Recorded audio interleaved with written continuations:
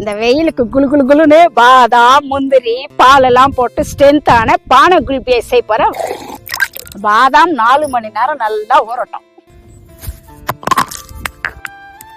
அடிக்கிற வெயிலுக்கு ஜில்லு ஜில்லுன்னு குடிக்கலான்னு பார்த்தா ரொம்ப நேரம் ஆகும் போல இருக்குது. என்ன பண்ணலாம் ஐடியா?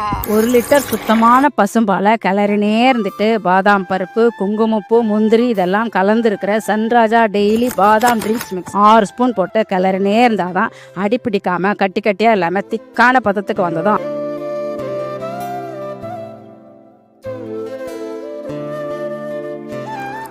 இந்த அளவுக்கு திக்கானதும் அடுப்பை ஆஃப் பண்ணிட்டு 20 to 30 நிமிஷம் நல்லா ஆற விட்டுடலாம். ஆற விட்டு திக்கான சன்ராஜா டெய்லி பாதாம் மிக்ஸை கையளவு குட்டி சட்டியில் ஊற்றி காற்று போகாத அளவுக்கு சில்வர் பேப்பர் சுற்றிடலாம்.